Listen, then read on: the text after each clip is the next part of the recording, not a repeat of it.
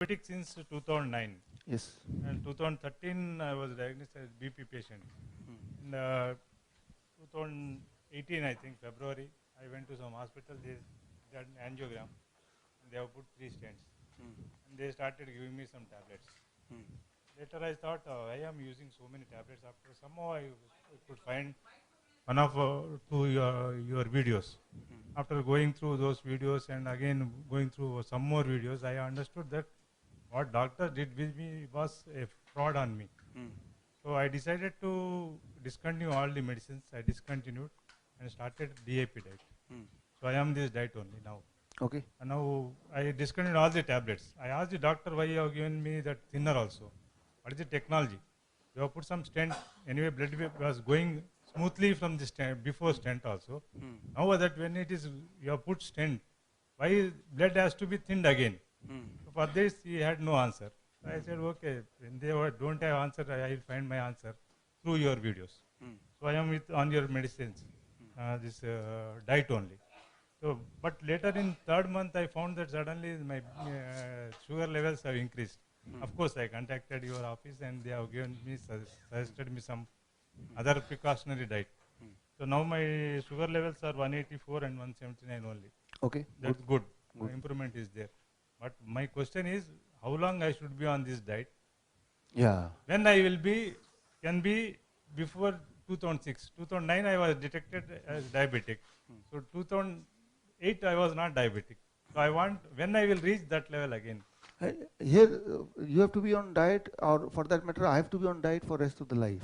I will be. Yes. I will be. Yes. But some days if I discontinue, then Someday if you discontinue, let's say, for 4-5 days. to answer your question, anybody of this kind of history, if they are able to do it at least for 3 to 4 months, sincerely, after that, even if they discontinue for a while, it will not make any difference. Okay. Right? So, number one. Number two, once or twice a week, if they are not able to follow it also, for example, you are traveling. Yeah. Even then it will not make any difference. Okay. Right? So, this means your body will adapt, your body is cured, but we want to remain cured. So, more or less you keep on following, but loosely. Even then it will work. Okay. Okay. Thank you. Thank you. Sir good morning, मैं औरंगाबाद महाराष्ट्र से हूँ। मैं आपका DIP diet बिना mic के बोल दीजिए। DIP diet follow करता हूँ, पर मुझे जो एक प्रॉब्लम है किडनी फंक्शन का, हाँ। किडनी फंक्शन थोड़ा इरेगुलर है और क्रिएटिनिन बढ़े हुआ है। कितना? थोड़ा 6.5 ऐसा हाँ। रहता है। हाँ। तो और पैर पे स्वेलिंग आ जाती है। हाँ। आँखों में स्वेलिंग आ जाती है, चेहरे पे स्वेलिंग आ जाती है। तो डीआईपी डाइट फॉलो करने से ये कंट्रोल हो सकता है या नहीं? मैं आपको बताता हूँ। कुछ लोग बताते हैं जमीन के नीचे के फल खाने से फास्फेट बढ़ता है, ऐसा कुछ बताते हैं। इसी को और ठीक है, दो सवाल आपके ना। देखिए, इसमें एक इम्पॉर्टेंट बात कि जो सब्जी फल है जमीन के नीचे होंगे, जमीन के ऊपर होंगे, और तो कहीं हो नहीं सकता। राइट? तो कुछ लोगों ने बोला जमीन के नीचे वाला नहीं खाओ, तो कुछ लोगों ने जमीन के ऊपर वाला नहीं खाओ, then you are left with nothing. ठीक है ना? तो वो सब तो बेकार की बात है। लेकिन इंपॉर्टेंट बात है, सूजन हो रही है। सूजन हो रही है, this is very important. This means there is a problem clearly. सूजन हो रही है, आपका क्रिएटिनिन 6 बताया आपने ना, तो किडनी की प्रॉब्लम है तो सूजन हो रही है। सूजन जब भी होगी इसका मतलब वाटर रिटेंशन हो रहा है। अब इस वाटर रिटेंशन को भगाएंगे कैसे? उसके लिए या तो डायरेटिक्स देंगे जिससे पानी बाहर बॉडी छोड़ेगा, लेकिन वो रोज देना पड़ेगा, वो कोई ठीक बात है नहीं। डायलिसिस पे जाएंगे, वो भी ठीक बात है नहीं। तो उसके लिए आप याद रखिए, अगर आप फॉर 21 डेज आपने DIP diet minus plate 2 in lunch में प्लेट 2 को अगर माइनस कर पाए आप, only dinner you are having, and that you can do for about 3 weeks. So first 3 days आपकी सूजन चली जाएगी, और 3 वीक्स तक करेंगे तो सूजन वापस नहीं आएगी, और 3 वीक्स के बाद प्लेट 2 जो लंच में हमने माइनस कर दिया था उसको दोबारा इंट्रोड्यूस कर सकते हैं। Right? So that is a permanent recovery coming out of this problem of सूजन, है ना? स्वेलिंग की प्रॉब्लम से पूरी तरह बाहर आना। पहले बाहर आ गए कितने दिन में? 3-4 दिन में, लेकिन बाहर रहना भी तो है, इसलिए इसको हमने माइनस रखा प्लेट 2 को for a extended period of 3 weeks, ताकि बॉडी और रिकवरी करना कर ले. Then again you come back to plate two in the lunch also, right. So ऐसे ऐसे होगा और धीरे धीरे आप देखेंगे. हमारे आज वाले दिन में किडनी डाइट है, उसको भी आप देखिए और उस डाइट को करेंगे तो ये रिजल्ट थोड़ा और अच्छे आ जाएंगे. DIP diet minus plate 2 in lunch, that becomes the kidney diet, that becomes the diet to remove the swelling. But और अच्छी तरह से करेंगे, कितने दिन तक करना है उसके लिए शाम को हम देखेंगे. आपने नंबर पे बताइएगा. आई सर गुड मॉर्निंग सर, मैं पंजाब पटियाला से हूँ. 2012 से स्टंटिंग हुई थी, 2 स्टंट पड़े थे जी. उसके लिए तो मेरी बीपी और जो इकोस्प्रिन चल रही है, हाँ, साथ में शुगर भी है. शुगर का भी मैं दवाई ले रहा हूँ और कभी कभी एस्थेमेटिक भी है, मेरा प्रॉब्लम आ जाती है. शुगर जो मेरी 150, 200, 140 रहती है दवाई के साथ, क्या मैं शुगर की दवाई छोड़ सकता हूँ आपकी DIP डाइट पर? शुगर कितना रहता है दवाई के साथ? 150, 200, 150 मिनिमम 150 रहता है. और जो दवाई चल रही है वो आपने बता ही दिया है कैसे मिनिमाइज करनी है, वो आपके सेशन में देख लेंगे कैसे है. हाँ हाँ, वो चल रही है मेटाफॉर्मन जो भी है इसकी, और दूसरी जड़ी है इकोस्प्रिन चल रही है रात को, सिर्फ रात को लेता हूँ. आज शाम को जैसे मैंने अभी इनको बताया, हार्ट डिजीज का डाइट है, वो डाइट आप लीजिए. राइट, वो डाइट लेंगे तो वो आपके ब्लड शुगर को भी नॉर्मल करेगा. और जैसे जैसे नॉर्मल करेगा तो ऑब्वियसली जो लोग मेडिसिन पे हैं, आप तो मेडिसिन पे ही हैं, जिस दिन आप डाइट लेना शुरू करेंगे from that day you can stop the medicine. Number 1. Number 2, आपने बताया जैसे 150 आपकी ब्लड शुगर रहती है दवाई के साथ. जो नया प्रोटोकॉल आया है कि अगर दवाई के साथ 160 से नीचे आ रहा है आपकी ब्लड शुगर, इसका मतलब दवाई के साथ अगर आपकी ब्लड शुगर 150 160 से नीचे आ रहा है, इसका मतलब वो बहुत नीचे चला गया है, दवाई फटाफट छोड़ दीजिए. ठीक है ना. तो that is a new protocol. मैंने बताया भी था पिछले साल का जो नया प्रोटोकॉल आया ना, वो ये है. तो दवाई तो आपको छोड़ना ही है बिकॉज वो ज़्यादा ही नीचे आ गया.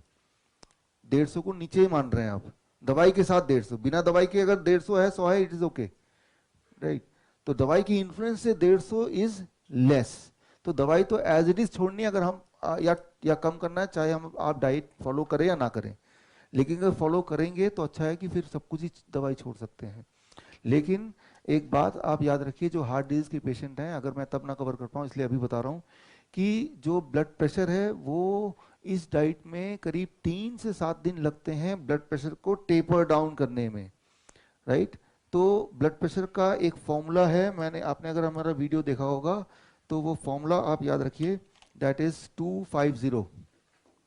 ये आपकी ब्लड प्रेशर होनी चाहिए, इससे कम. 250 मतलब सिस्टोलिक ऊपर वाला एंड डायस्टोलिक नीचे वाला.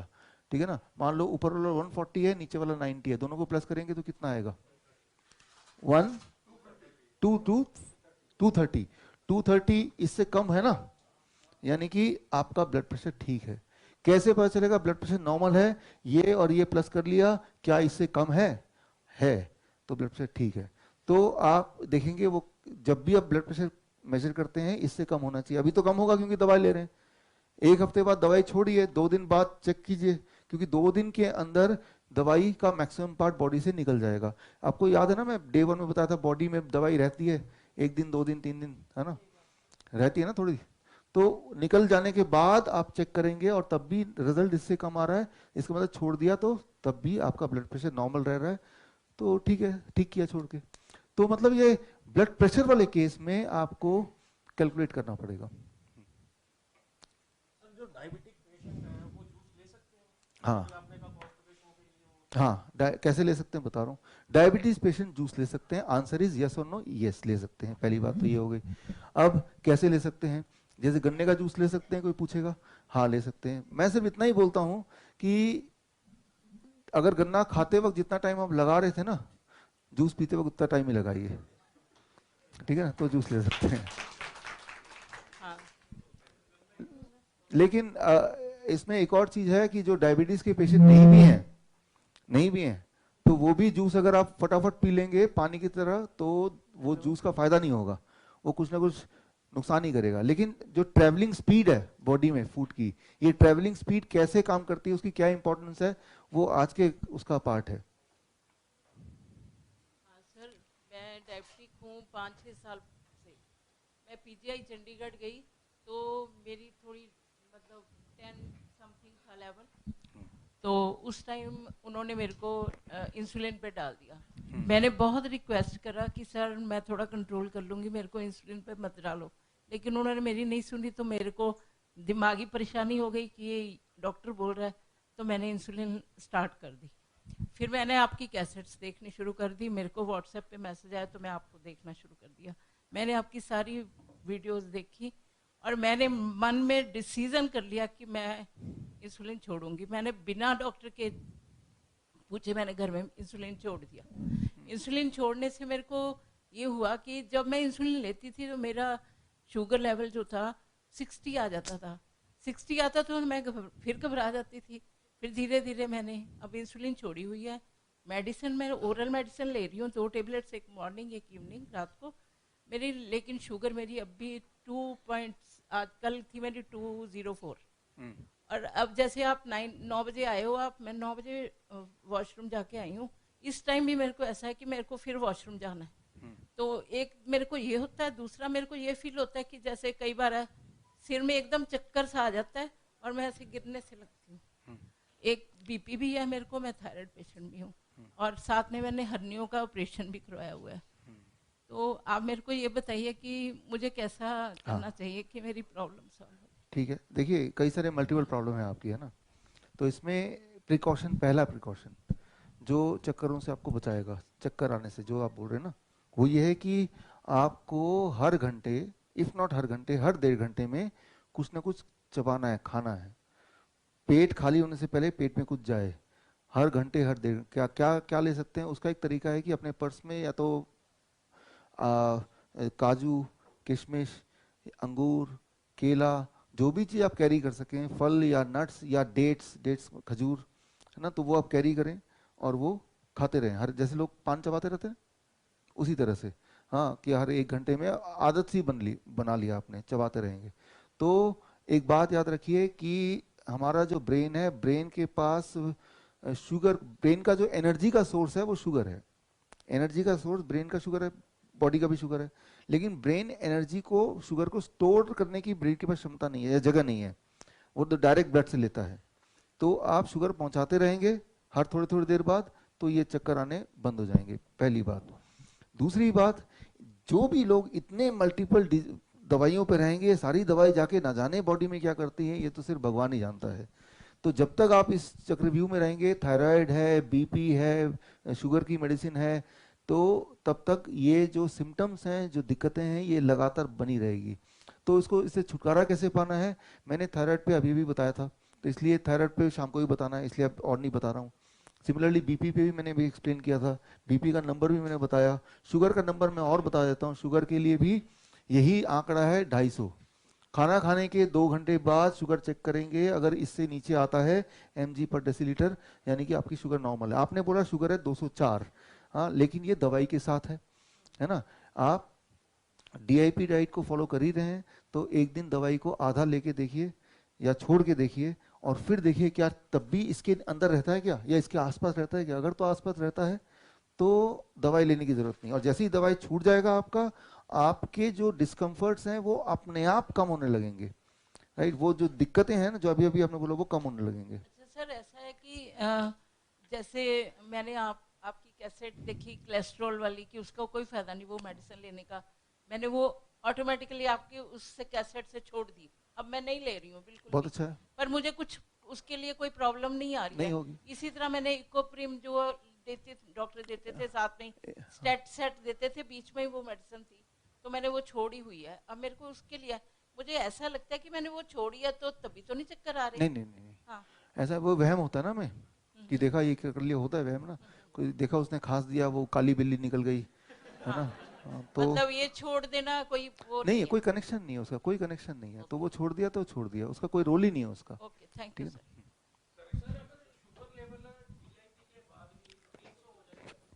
तो अब दवाई लेनी पड़ेगी, और एक तो दवाई लेनी पड़ेगी, दवाई नहीं लेने तो क्या करें, डाइट को चेंज करना पड़ेगा। अच्छा, डाइट को कैसे चेंज करें, तो आज मैं इस पे शाम का उस गेम में बताऊंगा आपको। अस्सलाम वालेकुम डॉक्टर साहब। आपसे रूबरू बात करना मेरी किस्मत में मानता हूँ। Thank you. According to Hindu mythology जब जब भी दुनिया में कुछ बुरे काम हो रहे हैं तो भगवान ने जो है अवतार लेके उतरा बोल के बोलते हैं। हमारे इस्लाम में भी थैंक यू। जब जब भी दुनिया में कुछ प्रॉब्लम्स आए अल्लाह मियाँ जो है एक पैगंबर को भेजा दुनिया साफ करने के लिए। तो इस तरीके से आज के दिन आज की दुनिया में जितना भी जो है पहल के है जो मेडिसिन जो दुनिया में जाके ख़राब कर रहे हैं उसको रिकवर करने के वास्ते आपको भेजा बोल के मैं मानता हूँ। Thank you. Thank you. मैं मेरी बहू यानी मेरे बड़े भाई की बहू जो है डीएम है, डॉक्टर है, और मैं जो है 2 साल से गोली खा रहा हूँ शुगर की।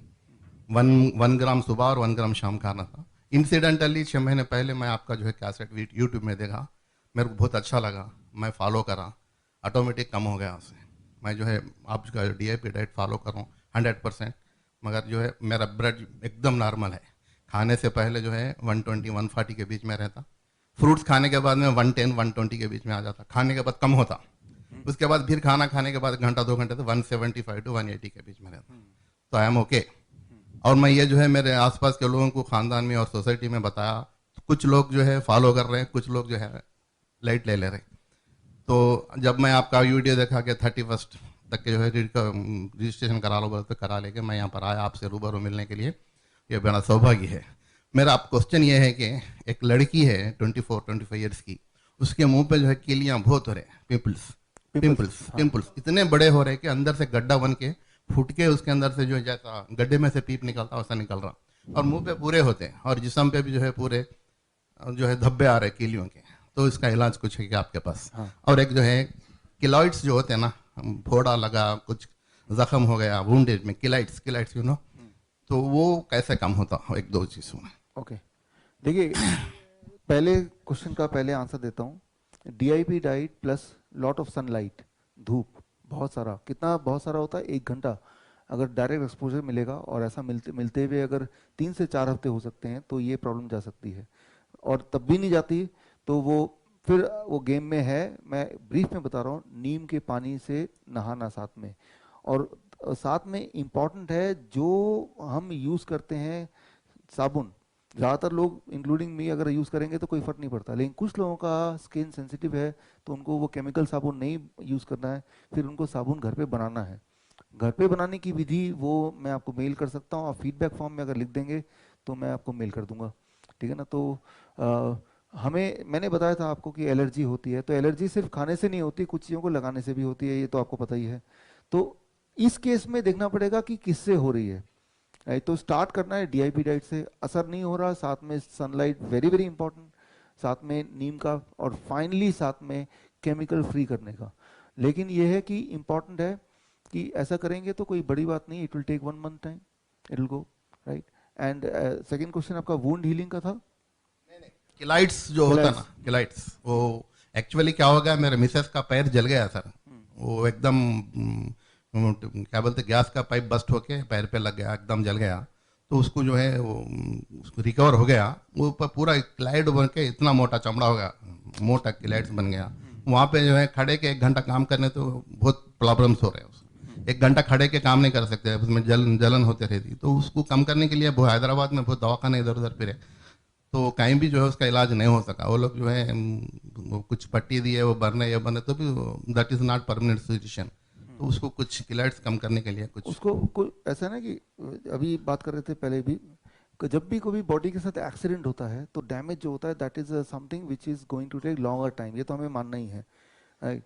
वो long time means it may take 9 months, इट मे टेक 1 year to recover from that. कोई भी डैमेज होगा, हाथ टूट जाएगा, आपके स्पाइन की प्रॉब्लम बताया आपका, इस केस में ऐसे होता है। तो मेरा ये बोलना है इस केस के लिए, डोंट इंटरफेयर एनी मोर, पट्टी लगा के या कोई लोशन लगा के, don't interfere any more, try to keep it near the sunlight, try to eat DIP kind of diet, nutrition जाएगा, न्यूट्रिशन वहाँ पहुँचेगा, let the immunity work to recover. Immunity थोड़ा तो सूख गया सर, थोड़ा सूख गया, वुंड है कंप्लीट कंप्लीट हो गया, चमड़ा आ गया, तो वो जो आ रहा किलाइड बन के आ गया, तो वो it will go on its own, that is a part of the whole healing system. Okay, तो उसको हम छेड़ना नहीं है, let it go on its own. तब तक हमें केयरफुल रहना है और डैमेज ना हो उसका ध्यान रखना है। That's all. Thank you sir. Doctor साहब, मैं समझती हूँ भगवान की सबसे बड़ी ग्रेस है कि उन्होंने मुझे आप तक पहुँचाया. I am deeply thankful to you. मेरा कोई स्पेसिफिक प्रश्न नहीं है क्योंकि इन सब के प्रश्न से मेरे बहुत से प्रश्न आंसर हो रहे हैं. Thank you. I pass on the mic. मेरा भी कोई क्वेश्चन नहीं है, बस आपको धन्यवाद देना चाहते हैं. पिछले 10 सालों से हम ड्रगलेस थेरेपी पे काम कर रहे हैं, मंत्रा हीलिंग पर. और बहुत सारी सक्सेस केस मिले मंत्रा हीलिंग पर. हम भी डॉक्टर सब लोग पेशेंट से कहते हैं कि दवाइयों से थोड़ा दूर हो जाओ, तो मन में डाउट रहता है कहीं हम गलत तो नहीं करें. पर आपसे मिलकर बहुत मोटिवेशन मिला, इसके लिए बहुत बहुत साधुवाद, धन्यवाद आपका. डॉक्टर साहब नमस्कार आपको. नमस्कार. एक तो जब मैं कल यहाँ से गया था तो काफ़ी लोगों ने मुझसे एक तो चश्मे की एक्सरसाइज के लिए पूछा. मैंने कहा जी मैं आपको कितने लोगों को कैसे एक्सप्लेन करूँगा, अगर आपको टाइम मिले तो वहाँ पर थोड़ा सा उसको एक्सप्लेन कर दीजिएगा कि चश्मा का नंबर कैसे उतरेगा. ठीक है, मेरा उतर गया, मैं खाली फैशन के लिए लगाता हूँ वैसे लगा लेता हूँ. अच्छा नहीं लगता, वाइफ कहती है अच्छे नहीं लगते बिना चश्मा लगाओ. मैं भी यहाँ रखता हूँ. और दूसरा एक मैंने वो गोलियां बीपी की गोली छूट गई बिल्कुल. एक वो आपने ब्लड थिनर की गोली बताई थी वो भी छोड़ दी है मैंने. तो ब्लड थिनर का कहीं उसका चेक करवाना पड़ेगा या छोड़ दिए तो छोड़ दिए? नहीं, चेक करने की जरूरत नहीं है. ब्लड जरूरत नहीं है. हाँ, बिल्कुल भी नहीं. क्योंकि मैं साहब DIP डाइट और उस पर मसूल रह रहा हूँ. बस मुझे वो इंसुलिन की प्रॉब्लम है, वो उसको कम करना चाहता हूँ. छोड़ दिया था बीच में इंसुलिन भी. लेकिन हाँ बताए बिल्कुल छोड़ दिया था. तो मैं बराबर में इधर उधर वो सब गोलियां, मेरे CGHS गवर्नमेंट एम्प्लॉई रहा हूँ, रिटायर हुआ हूँ वहाँ से दूरदर्शन दिल्ली से. तो वो मुझे फ्री मिल जाता है वहाँ से. और डॉक्टर को कहो ये हो गया तो वो एक के साथ दो. आपने वो एक टूल बताया था कि हाइपर की लोगे तो ब्लड आ जाएगा, ब्लड की लोगे तो कोलेस्ट्रॉल आ जाएगा. वो आपका एक देखा था मैंने मेथड उसके अंदर. तो वो दे देता हूँ ला करके लोगों के लिए. तो वो है उसके ब्लड थिनर के लिए कोई चेक कराने की जरूरत नहीं है. उसकी कोई चेक करने की जरूरत है ना. ना ना ना कुछ नहीं है, कहीं नहीं, कुछ जरूरत नहीं है. वो तो ऐसे ही दे दिया था आपने. अच्छा अच्छा ठीक है ठीक है ठीक है, बस इतना ही था. Okay okay okay, so nice of you. Yeah. Yes. Those who have asked. Yes. Let's not take any more minute. Carry on. Hello, sir. Sir, I want to know about Down's phenomenon and sugar spike. Are they normal? If not normal, how to make it normal? And second is, if a person is diabetic and DIP diet, completely following the DIP diet, and if he is going to regularly to the gym and want to build his muscle and hard workout, so does this DIP diet is enough for him, or he should need some extra nutrition for the building of the muscle and Okay, I choose to answer your second question. Each one of them decide to ask one question. एक round हो जाए ताकि पूरा. तो let me answer the second question first. Okay, फिर time मिलेगा तो first question का आंसर देंगे. देखिए DIP डाइट क्या करेगा आपके लिए. जो लोग स्पोर्ट्स में उनके लिए आसान होगा. जिस दिन शुरू किया, मान लो जो लोग अभी शुरू नहीं किए, तो जो लोग जिम ऑलरेडी जाते हैं तो उनको ये एग्जैक्टली पता होता है कि वो कितना लिफ्ट कर सकते हैं वेट और उसके बाद कितने रेपिटेशन मार सकते हैं. उनको पता होता है. जो लोग क्योंकि वो रोज उसको मेजर करते हैं. एक महीने में अब क्या उससे ज्यादा कर पा रहे हैं या कम कर पा रहे हैं? तो मोस्टली आप देखेंगे हमेशा वो ज्यादा कर पाएंगे. एनर्जी लेवल बढ़ जाता है, स्टेमिना बढ़ जाती है, ताकत बढ़ जाती है. लेकिन अब आते हैं कि किसी को बॉडी बिल्ड करना है कि मसल्स ऐसे दिखने चाहिए, वो DIP डाइट से नहीं होगा. ठीक है ना. तो ये क्या है कि ये डाइट जो है बॉडी को लीन रखती है और स्ट्रेंथ देती है. लेकिन बॉडी अगर एक पर्टिकुलर इमेजिन कर रहे हैं कि वो ऐसा ही होना चाहिए, वो तो DIP डाइट से नहीं होगा. राइट. क्योंकि ह्यूमन बॉडी है, इसको कैसा बनना है वो बॉडी के अंदर मैकेनिज्म में वही डिसाइड करता है. But anything artificial then you have to take something. जो लोग हार्मोनल लेते हैं और स्टीरॉयड लेते हैं, बट वो तो बहुत ज़्यादा डैमेजिंग है. मैंने कल बताया था, मैं आपको बता देता हूँ इस बैच में भी. जो लोग ऐसा करते हैं, आप देखिए बड़े बड़े नाम जो हैं, जो लोग बॉडी बिल्डिंग के नाम में जाने जाते हैं, आर्नोल्ड श्वार्ज़नेगर है या मोहम्मद अली थे, उनके आखिरी के 30-40 साल अगर उनकी निजी जिंदगी देखेंगे, वो इतने बीमार हैं, इतनी सर्जरी हो चुकी है. जब भी वो मीडिया के सामने आते हैं तो सिर्फ दूर से दिखता है कि वो ठीक लग रहे हैं, but actually they are very very sick. Muhammad Ali आपको पता है 40 साल उन्होंने कितनी सारी बीमारियों से, उनका आधा टाइम जिंदगी का बीमारी रहे वो. तो वो सब चीज़ें नहीं करनी चाहिए हमें. और let the body decide. Strength बढ़ जाएगी, स्टेमिना बढ़ जाएगी, लेकिन हाँ मसल्स वैसे दिखेंगे नहीं. मेरे तो नहीं दिख रहे, तो शायद आपके भी नहीं दिखेंगे. Next sir, under your guidance we are dealing the under your next Sir, under your guidance, we are dealing the under your guidance. I'm dealing the chronic diseases very comfortably, but whereas any acute problems are coming, means we are facing very difficulty because we are leaving to the modern medicines only. So that's why give some tips to take even in the case of acute problems also. Acute problem you are not equipped to handle. सबको handle करना भी नहीं है. पहले तो आप ये सोचिए, डायबिटीज है, हाइपरटेंशन है, कोलेस्ट्रॉल है, हार्ट डिजीज है. लिमिट योरसेल्फ टू दिस, ठीक है ना, क्योंकि एक्यूट केस में आप, मैंने कल बताया था, you connect with us through app. Diabetes clinic is one app and diabetes 72 is app for the patient. और टाइम मिलेगा तो बताएंगे, लेकिन नहीं तो उसका एक वीडियो बना देंगे. You can connect through the app. ऐसा कोई पेशेंट आता है तो let you give it to us, central team, क्योंकि किसी इंसान कब क्या हो जाता है हमें नहीं पता. तो हमें ये भी ध्यान रखना है कि ऐसा ना हो कि आप तो भलाई करना चाहते हैं लेकिन कुछ गड़बड़ हो गई तो बोलेंगे आपकी वजह से हो गई. वो तो 1 सेकंड लगता है बोलने में. तो बेटर है कि कोई भी चेक केस अगर इसके अलावा है, डायबिटीज़ है, हाइपरटेंशन है, कोलेस्ट्रॉल है, ब्लड प्रेशर है और ये हार्ट डिजीज, इसके अलावा कुछ है तो वो आप ऐप के थ्रू हमें भेज दीजिए, राइट. और उसमें जब हम उनको जो भी सलाह दे रहे होंगे through diabetes clinic, you are also part as a observer. तो आप अपना ज्ञान आपका बढ़ता जाएगा ताकि एटलीस्ट आपको पता रहे कि क्या होना चाहिए, राइट. दैट इज, उतना हमें बीच में ध्यान रखना पड़ेगा. सर, बीके चौहान का जो डाइट प्लान है वो बोलते हैं कि हम नेचर का पार्ट है, नेचर से आए हैं, और ये जो वर्ल्ड बनाए, ब्रह्मांड बनाए, वो नेचर से ही बना है. तो ये नेचर बना है पंचमहातत्व से, तो ये हमें फॉलो करना चाहिए. कोई भी डिसीज़ है, मतलब हम क्यों डिसीज़ होता है जब हम पंचमहातत्व को फॉलो नहीं करते.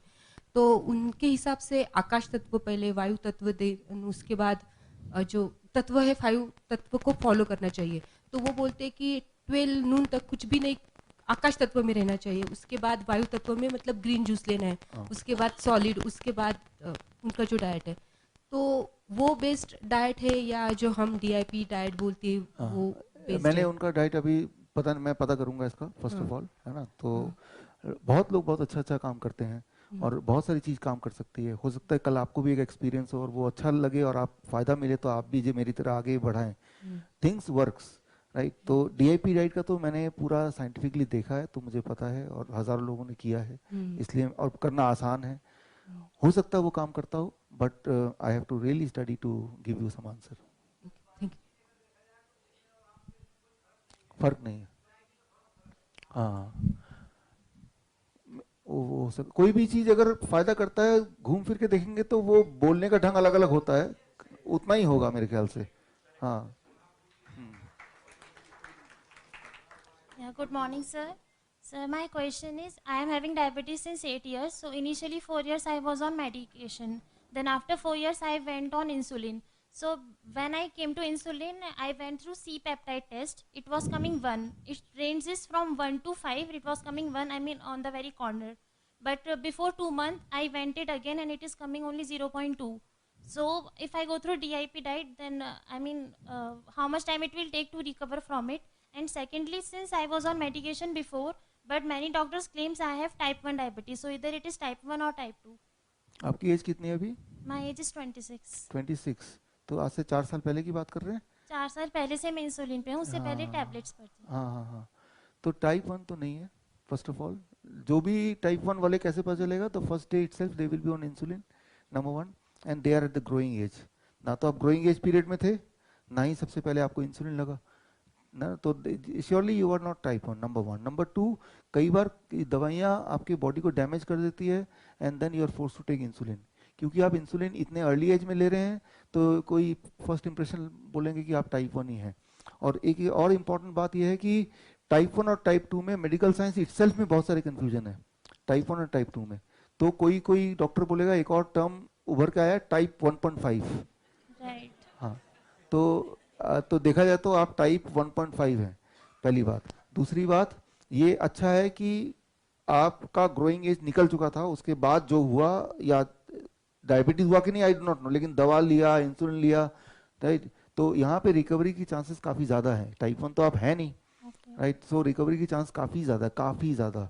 और क्योंकि आपकी एज उतनी ज़्यादा नहीं है, 26 साल, तो आपकी बॉडी की इम्यूनिटी ऐसी है कि वो दोबारा से रिकवर कर सकती है. जो डैमेज हुआ है, वो डैमेज कैसे हुआ है वो मैं नहीं जानता, हो सकता है इंसुलिन और दवाई की वजह से और डैमेज हो गया हो, जिससे 0.2 हो गया हो, right, but whatever is the reason behind the damage, it can be recovered. How much time it will take to recover, then can that can be one question. It मैंने देखा है कि ऐसे केसेस में 3 महीने से 6 महीना तो लग जाता है. अच्छा, डाइट क्या होगा उसमें, ये DIP डाइट में आपको कुछ चेंजेस करने पड़ेंगे, वो मैं आज को शाम को आपको बताऊंगा. टाइप 1 और टाइप 2 के बीच वालों को क्या करना है. आपका टाइप 2 ही है वैसे तो. Hello, sir. So, can we take Ayurvedic medicines? No. Like if it's coming in capsules form? No. No, the answer is no. Ayurvedic medicine or any medicine, it can give a symptomatic relief. First of all, it will have a lesser side effect or no side effect. Secondly, but philosophy ये है कि दवा क्यों लेना अगर ऐसे ही काम चल जाए तो, right? तो दवा क्यों लेना चाहते हैं, कौन सी दवा लेना चाहते हैं, that is what is the most important thing. So don't depend on any kind of medication, even if it is Ayurvedic or homeopathic. Right? तो उसका कुछ जरूरत ही नहीं है कहीं पे भी, या किसी भी तरह से वो कंट्रीब्यूट कर रहा हो आपके वेलबींग में, ऐसा नहीं है. अगर उसके लेने से आपके वेलबींग में ज्यादा फायदा हो रहा हो तो लेना चाहिए, लेकिन मैंने देखा कि ऐसा नहीं है.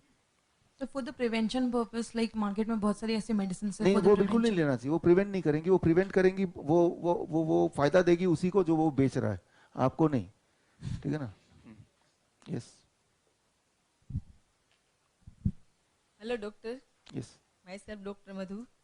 I am a diabetic educator. मेरा सवाल मेरी मम्मा के लिए है. मैं पिछले साल भी आपके पास आई थी 72 आवर्स टूर में, उसी के लिए आई थी. तो उस टाइम उसने डाइट फॉलो नहीं किया और वो डर गई. तो अभी मेरे भाई को भी शुगर आया, उसका HbA1c आया, उसका 11 और साथ में कोलेस्ट्रॉल भी आया. तो उसका देख के मम्मा भी डर गई और उसने बोला कि मुझे भी डाइट चालू करना है. तो वो पहले दिन में 10 गोलियां ले रही थी, तो मैंने दवाई छोड़ने से डर रही थी. आप कैमरे को इधर ही क्यों रख रहे हो, जब वो उधर बोल रहे हैं तो घुमाइए ना उसको.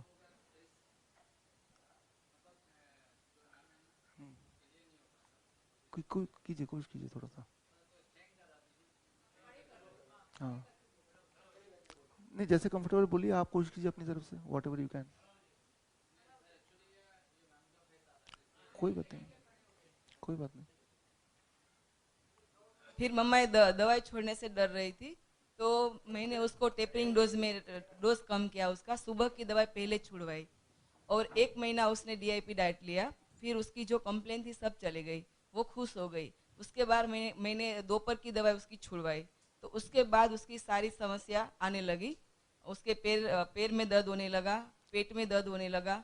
जो रो वेजिटेबल्स है वो डाइजेस्ट नहीं कर पा रही थी और वो खाते ही उसके पेट में दर्द होता था, गैस बन जाती थी और कॉन्स्टिपेशन जैसा उसको फील होता था. उसके बाद 15 दिन के बाद दोनों मेडिसिन 2 टाइम की छूट गई उसकी, सुबह की और दोपहर की. तो फिर उसको एक बार डायरिया हो गया, loose motion, severe loose motion हुआ. तो एक दिन तो हमने मेडिसिन नहीं दी उसको और कोकोनट वाटर पर रखा. फिर दूसरे दिन उसको बहुत ज़्यादा वीकनेस आ गई, फिर डॉक्टर के पास जाना पड़ा.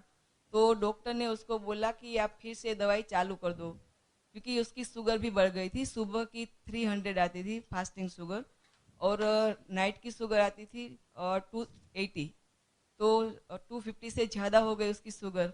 तो फिर मम्मा डर गई, वो बोली मुझे तो ये दवाई चालू ही करनी है, मुझे ये डाइट नहीं लेना है. तो उसके लिए अभी क्या करना चाहिए?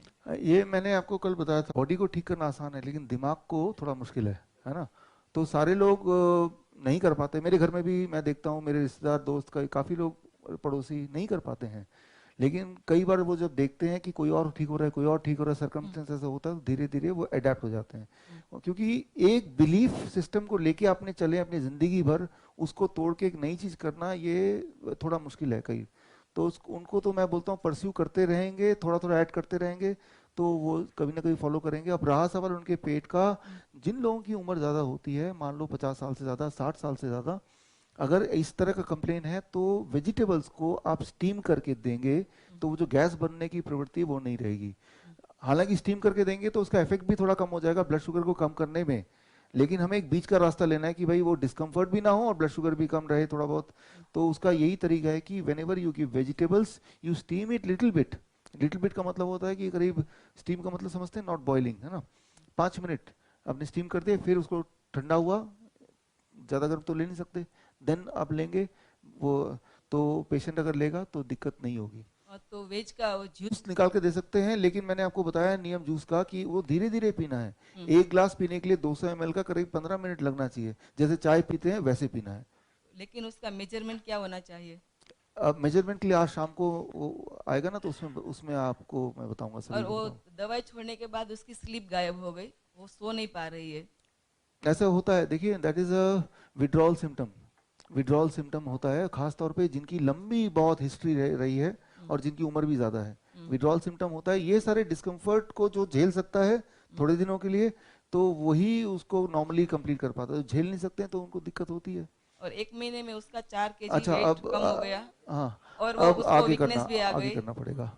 हमारे पास आपको हर एक क्वेश्चन मिला ना, इसलिए अच्छा देखिए सभी को रिक्वेस्ट है कि अपने क्वेश्चन को जितना ब्रीफ में बोलेंगे 2 लाइन में वो अच्छा है। अगर मुझे एडिशनल इन्फॉर्मेशन चाहिए, कब से शुरू हुआ पूछा है, तो आप ब्रीफ में 2 लाइन में बताइए। मम्मा की मेडिसिन चालू रखनी हाँ, चाहिए। क्योंकि वो 250 से ऊपर है ना, हाँ, हाँ। इसलिए चालू रखनी चाहिए। मेरी फ्रेंड के एक रिलेटिव को 3rd स्टेज कैंसर डिक्लेयर हुआ है।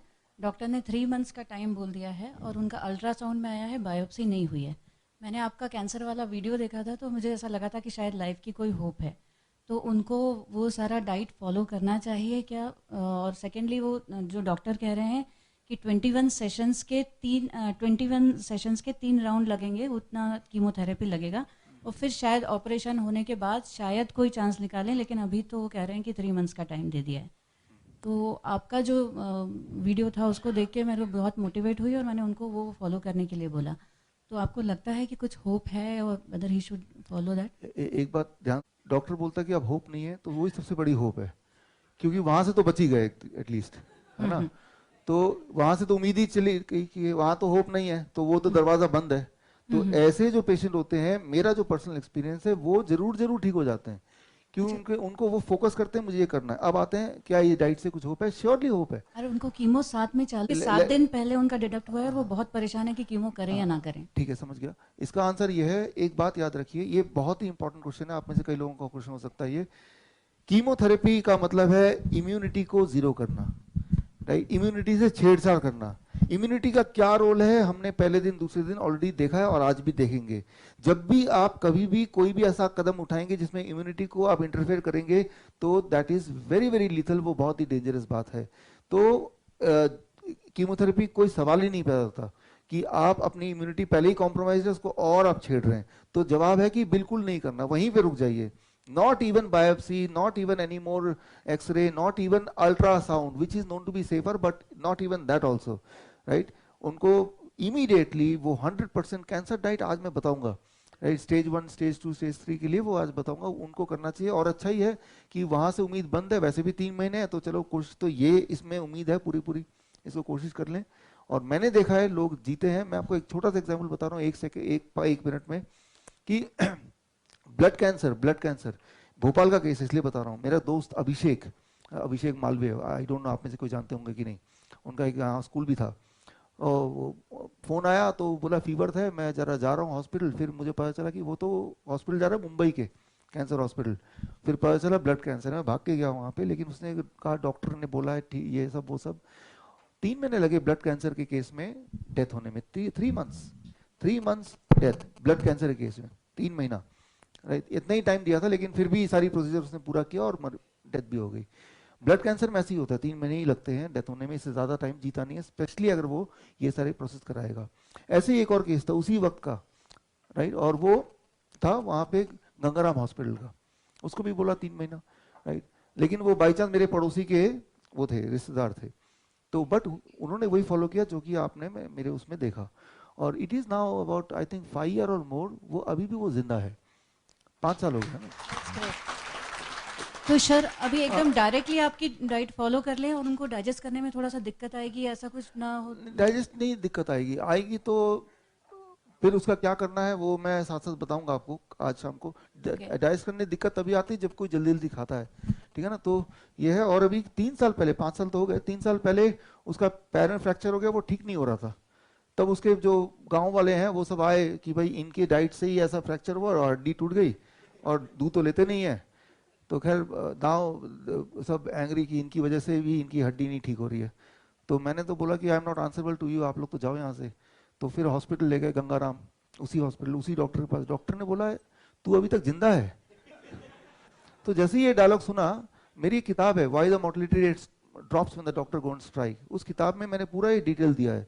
तो टू कट शॉर्ट कि अच्छा है कि उन्होंने उम्मीद नहीं है तो उसी में उम्मीद है। और मैंने देखा है कि cancer is not a disease, कि वो ठीक नहीं हो सकता, लेकिन उसमें आप करते क्या हैं उसको, तो that makes all the difference. तो पूरी तरह कीजिए। Good morning sir. एक माइंड गेम लगता है मेरे को, क्योंकि टेस्ट में जो है mg/dl, वही अगर ग्राम बाई लीटर लिखे तो बहुत आसानी होती है सबको समझने के लिए। आसान होता है वही समझने के लिए, क्योंकि 200 आ गया, 300 आ गया, वो बहुत माइंड पे बहुत असर करता है। कि वो अगर समझा सके आप तो बहुत अच्छा होगा सबके लिए। हाँ, ये ऐसा है ना कि वो तो 250 mg/डेसीलीटर है। 200 ही कर दीजिए सर, इजी होगा कि कैलकुलेशन करने के लिए। mg/डेसीलीटर है, तो इसका मतलब अगर हम ग्राम में करेंगे तो 2 ग्राम 1 लीटर ब्लड में। हाँ सर। 1 लीटर ब्लड में अगर आपकी सारी शुगर निकाल दें तो कितना शुगर मिलेगा? 2 ग्राम। इसका ये मतलब हुआ। तो इसमें अगर कैलकुलेशन होता तो ये ज्यादा आसान होता, लेकिन कैलकुलेशन इसमें कर दिया जो कि एक नंबर लगता है which is beyond our comprehension. और एक सर 2 into 5 अगर कर लिए तो 10 ग्राम शुगर ही अपने बॉडी में है। 10 ग्राम शुगर बॉडी में, वही अगर वो समझ में आ गया तो ये लोगों को बहुत सारा समझने के लिए इजी हो जाता है। इजी है बिल्कुल। Thank you sir. Thank you. नमस्कार सर। मेरे पास आपके लिए कोई क्वेश्चन नहीं है। Thank you, thank you. सभी बहुत खुश हैं आपसे। Sir, I want to get rid of severe dandruff. So I am motivated to follow DIP diet. I have not started it yet. So I am planning कि plate 2 वाला जो part है वो अगर ना लें, सिर्फ raw fruits and vegetables वही consume किया जाए। And जैसे कि आजकल बहुत pesticides के साथ आ रहा है, तो whether that should be soaked in lemon water या salt water, तो कुछ benefit होगा pesticides related? पेस्टिसाइड तो पेस्टिसाइड। अच्छा, और कितने देर सोक करना चाहिए नॉर्मली इन प्लेन वाटर? अगर सिर्फ प्लेन वाटर पे सोक किया तो what you want to soak? Fruits and vegetables raw जो कंज्यूम करना है। हाँ, ये क्वेश्चन ये अभी मेरा last month agriculture university of Bangalore, वहाँ पे मेरा ट्रेनिंग प्रोग्राम था। सारे प्रोफेसर थे वहाँ के, 500 प्रोफेसर के लिए लेक्चर था। तो मैंने सोचा एग्रीकल्चर यूनिवर्सिटी, इनको तो सारा कुछ पता होगा। उनसे मैंने ये सवाल पूछा जो आप मुझसे पूछ रहे हैं, उनके पास भी कोई जवाब नहीं था। हाँ, तो बोलने का मतलब ये है कि उससे क्या फ़ायदा होगा, कैसे निकालेंगे, अभी तक भी कोई स्पेसिफिक आंसर नहीं है जो क्लियरली एक्चुअली काम करता हो। हाँ, मैं ढूंढ रहा हूँ आंसर, जिस दिन मिल जाएगा आपको आंसर दूंगा। Coming back to your dandruff, देखिए एक्सटर्नल प्रॉब्लम है, DIP डाइट पे रहिए, धूप बालों को दीजिए, और साथ में एलोवेरा पत्ते से निकाल के आपने उसको मल दिया, फिर धूप में बैठ गए, आधे घंटे बाद नहा लिया। If you can do it for 1 week that will go. Daily basis? एक हफ्ते रोज। Yes, thyroid and RP, retinitis pigmentosa. So thyroid, yes, everything gone, and DIP diet since 1.5 month.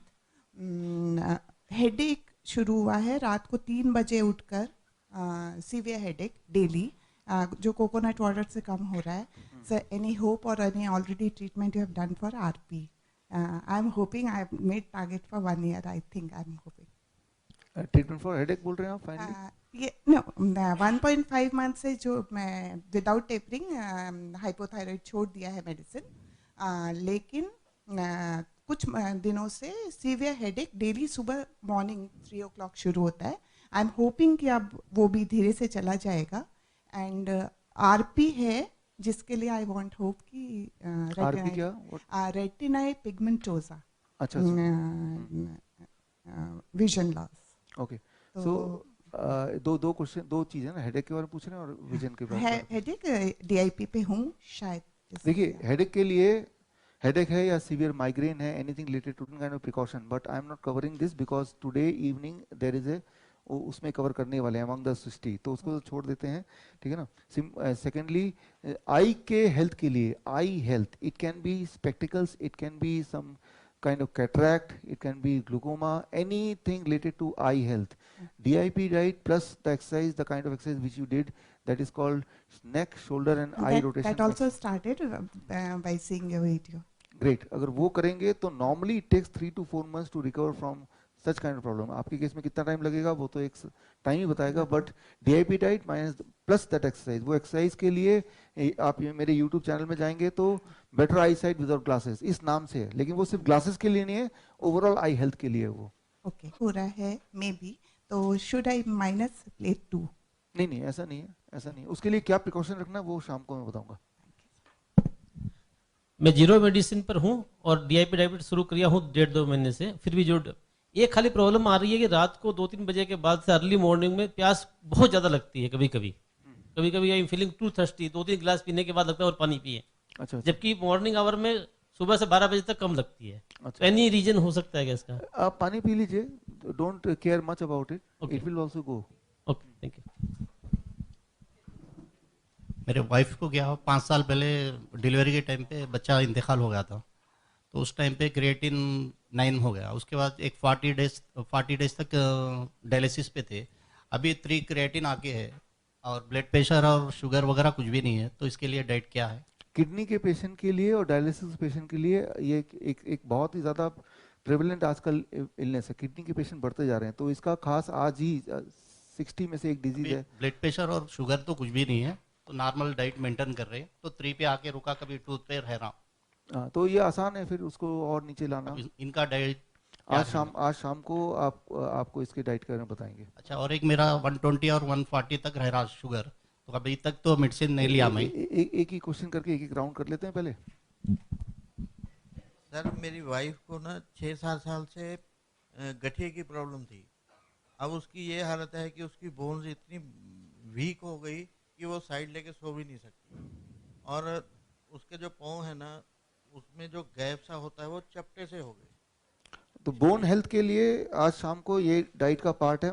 यहाँ पे जो बीमारियों के क्लियर कट डाइट आज शाम को बताने वाला हूँ वो मैं स्किप करता जाऊंगा, क्योंकि वो तो एनीवे बताने वाला हूँ, है ना, तो वो स्किप करता जाऊंगा। Thank you sir. सर मुझे थायराइड और शुगर है, और मेरे यहाँ पसली से लेकर 1 राउंड पूरा दर्द होता है सर, और आँख में सूजन रहता है हमेशा। आप डाइट फॉलो कर रहे हैं? जी। कब से कर रहे हैं? सर 3-4 महीने हो गए। 3-4 महीने, और कुछ फायदा हुआ कि नहीं हुआ? कुछ फायदे हुए सर, बीच रीढ़ में दर्द होता था वो कम हुआ है, और ये राउंडिंग वाला नहीं हो रहा है सर। नहीं हो रहा ना? जी। हाँ, यहाँ का जो पेन होता है, मसल्स का पेन होता है, दैट टेक्स लॉन्ग टाइम, काफी लंबा समय लगता है, 9 महीने 1 साल ऐसे लंबा समय लगता है वो हील होने में। तो हमारे बॉडी का मैकेनिज्म कुछ ऐसा है, बनावट कुछ ऐसी, कुछ चीजों में लंबा सेल्स जुड़ी हुई है, that will take long time, 9 महीना साल, इससे पहले तो सोचो ही मत। कुछ चीजों में जो जहाँ पे हार्मोन से जुड़ा हुआ है, जैसे बीपी है, शुगर है, ये हार्मोनल कनेक्शन है, वो एकदम से ठीक हो जाता है। तो इसमें आपको वेट करना पड़ेगा, टाइम लगेगा इसको। Thank you sir. क्योंकि आपका जो डीआईपी डाइट चार्ट मैंने लिया है, मेरा शुगर लेवल कम हुआ है। मेरा 300 से ऊपर आता था, अब मेरा 170 150 ये रहता है विदाउट मेडिसिन। और अब मैं ये जानना चाहता हूँ, 10 महीने से मैं आपकी डीआईपी डाइट चार्ट फॉलो कर रहा हूँ, मेरा वेट ग्रोथ नहीं हो रहा है। हाँ, इसके लिए जानना चाहता हूँ। इसके लिए मैं बताता हूँ क्या करना है, कितना होना चाहिए, कितना एम कर रहे हैं? पहले मेरे में 59 और 60 था। हाँ। और वो डायबिटीज होने के बाद मेरा ये 45 kg आ गया। हाँ, तो आप मान लो आपका 65 या 70 होना चाहिए, मान लो 65 होना चाहिए आपको, है ना। तो 65 आप रख लीजिए कि आपका वेट 65 चाहिए, एक गोल तो रखेंगे ना। तो जो आप अपने चार्ट का फूड का कैलकुलेशन करेंगे, डीआईपी डाइट की कैलकुलेशन मैंने कल बताई थी, उस कैलकुलेशन में जब वेट रखेंगे तो वो वाला वेट रखना है जिस वेट को हम अचीव करना चाहते हैं, ना कि करंट वेट। जो लोग मोटे हैं और पतले होने चाहते हैं, तो भाई कितना होना चाहते हैं, that should be the calculation. कितना है वो कैलकुलेशन करेंगे तो रिजल्ट नहीं भी आ सकता है, कितना चाहिए वो वाला नंबर डालिए वहां पे। 65 चाहिए तो 70 चाहिए तो इंटू 70, राइट। वो कैलकुलेशन में वो नंबर डालेंगे तो उसको अचीव करना आसान होगा, पहली बात। दूसरी बात, ये वेट बढ़ाने की भी काफी सारे सवाल हैं, तो वेट बढ़ाने के इसके अलावा क्या करना है, वो आज के वो 61 में से वो भी एक है, वेट बढ़ाने का और वेट घटाने का डाइट, ठीक है। तो शाम को और डिटेल में आपको पता चली जाएगा, लेकिन एक चीज तो अभी कर ही सकते हैं ये। Thank you sir. सर मैंने आपकी डाइट फॉलो तो नहीं करी है, अब यहाँ आई हूँ तो मेरे को लगता है फॉलो करना चाहिए। पर मेरे पास क्या, एक तो बीपी है, थायराइड है और शुगर है। शुगर में इंसुलिन यूज़ कर रही हूँ और टैबलेट भी। तो मेरे को ये डाइट शुरू करने से पहले इंसुलिन फर्स्ट डे से कितना डाउन जाना चाहिए? हाँ, देखिए ये एक रूल ऑफ थंब आप याद रख लीजिए, ये बहुत ही इंपॉर्टेंट है। सबसे इंपॉर्टेंट बात, अगर आप डाइट शुरू करेंगे इंसुलिन पे हैं, लेना जितना आप कल ले रहे थे। फॉर एग्जाम्पल आप कल कितना ले रहे थे टोटल? 30 और शुगर टैबलेट भी है। टैबलेट ले रहे थे 30। पहले तो टैबलेट छोड़ ही देना है। जो लोग टैबलेट और इंसुलिन ले रहे हैं तो पहला स्टेप, मान लो आपने शुरू किया, कल से शुरू करूंगी तो कल सुबह से टैबलेट 0, पहला थंब रूल। जो भी टैबलेट है शुगर 0। अब इंसुलिन कितना कम करना है? इंसुलिन कम करना है कम से कम 50%, आधा। 30 था तो 15, ठीक है। जब भी जो ले रहे थे उसको आधा कर दो, रूल ऑफ थंब। क्यों करना आधा? क्योंकि आपका बॉडी उतना प्रोड्यूस कर ही देगा, लेकिन एग्जैक्टली हो सकता है थोड़ा कम या ज्यादा होगा, वो एडजस्टमेंट होगा। उसके लिए आपको fasting blood sugar, postprandial blood sugar divide by 2 करके देखना है कि आधा तो इंसुलिन कर दिया, दवा भी छोड़ दिया, डाइट भी फॉलो कर रहे हैं, तो क्या उसके बाद ब्लड शुगर लेवल इससे अंदर आ रहा है? अगर तो अंदर आ रहा है, इसका मतलब जो हमारा जो तुक्का था, रूल ऑफ थंब था, वो लग गया। अगर तो लगता है कि नहीं अभी तो 300 आ गया, यानी कि इंसुलिन मैंने ज्यादा ही कम कर दिया, कोई बात नहीं, कल जो इंसुलिन मैंने सोचा था 15 की जगह 18, ऐसे करके ना आपको एडजस्टमेंट करना पड़ेगा। और आपको रोज, जो लोग इंसुलिन पे हैं, जब तक इंसुलिन छूटता नहीं है, हर दिन का फास्टिंग ब्लड शुगर आपको फास्टिंग नहीं, average blood sugar. Average blood sugar कैसे निकालते हैं? Fasting blood sugar plus blood sugar before going to sleep divided by 2, ये होना चाहिए 250 से नीचे। सुबह का खाली पेट, रात को सोने से पहले का, दोनों को प्लस किया divided by 2, this should be less than 250। अगर 250 से कम है यानी कि आज का इंसुलिन डोज ठीक ले रहे थे। लेकिन अगर वो 160 से भी कम है, इसका मतलब इंसुलिन डोज बहुत ज्यादा ले लिया, तो अगले दिन आपने 10% घटाना है। तो ये रोज का तोल भाव करना पड़ेगा जब तक इंसुलिन से फ्री नहीं हो जाता। और सर ये बीपी की टैबलेट वो ग्रेजुअली कम करनी है? बीपी के लिए ध्यान से सुनिए, 1 हफ्ते तक आप बीपी की गोली लेते हुए फिर ये डाइट लीजिए। 3 दिन से 7 दिन लगता है इस डाइट को असर करने में भी। 7 दिन के बाद यू ड्रॉप द मेडिसिन, छोड़िए उसको 3 दिन के लिए, 2 या 3 दिन के लिए, और दूसरे दिन या तीसरे दिन आप ब्लड प्रेशर अप चेक कीजिए। ब्लड प्रेशर का फॉर्मूला मैंने बताया था ना, 250। अगर बिना दवा के इससे नीचे आ रहा है यानी कि बात बन गई, इससे ऊपर आ रहा है यानी कि दवाई का कुछ पोर्शन यहाँ पे आपको अपने हिसाब से करना पड़ेगा, फिर भी लेना पड़ेगा। थायराइड का मैंने बताया था कितने दिन बाद? 1 महीने बाद आपको चेक करना है। 1 महीने तो दवा लेना है, 1 महीने बाद चेक करना जरूर है, नहीं तो क्या होगा, हाइपोथायराइड का हाइपरथायराइड हो जाएगा, ये और बड़ी दिक्कत हो जाएगी। वो ल्यूपस नेफ्राइटिस से सफ़र कर रही हैं और 2015 में उनके सिम्टम्स आए थे, बॉडी पूरी स्वेल हो गई थी और प्रोटीन आउटपुट बहुत ज़्यादा बढ़ गया था। फिर पीजीआई लखनऊ में उनका ट्रीटमेंट स्टार्ट हुआ और डॉक्टर ने उनको वाइसलोन ड्रग्स पे रखा। वाइसलोन फिर ग्रेजुअली डिक्रीज़ कर दिया। फिर अभी इनको 2018 अक्टूबर में फिर वैसे ही सिम्टम्स आए, वो ठीक हो गई थी पूरी तरीके से। मैंने आपके वीडियोस देखे, उनको शुगर वगैरह भी रहता था, तो मैंने उनको डीआईपी डाइट पे रखा। तो किडनी के जो भी सिम्टम्स थे, क्रिएटिनिन वगैरह सब नॉर्मल हो गया, पोटेशियम लेवल भी, सब कुछ रिपोर्ट्स नॉर्मल आई। ये 12 फरवरी की बात है, 25 फरवरी को उनकी मेंटल हेल्थ गिरना शुरू हो गई एंड उनको हॉस्पिटलाइज कराना पड़ा, आउट ऑफ कंट्रोल जा रही थी। तो अगेन फिर उनको केजीएमसी में एडमिट करवाया साइकेट्रिक डिपार्टमेंट में। तो स्किज़ोफ्रेनिया की ड्रग्स उन्होंने स्टार्ट कर दी, लोपेज एंड रिजडोन।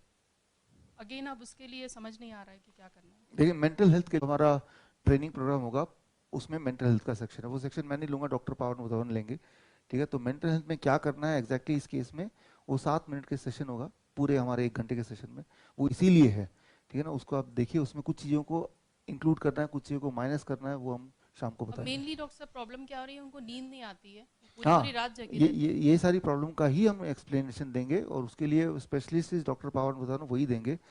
7 मिनट का लेक्चर शाम को, उसको ध्यान सुनिएगा, उसको रिकॉर्ड भी कर लीजिएगा ताकि उनको अपने आस किसी को दिखाइएगा अपने फैमिली में, ताकि सब लोग मिलकर सपोर्ट कर सकें अकॉर्डिंग टू द प्रोटोकॉल जो आज आपको शाम को बताएंगे।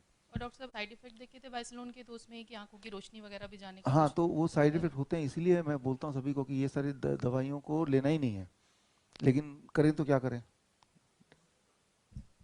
Thank you. Yes sir. Good morning doctor साहब। Good morning. वर्तमान के भगवान को मेरा नमन।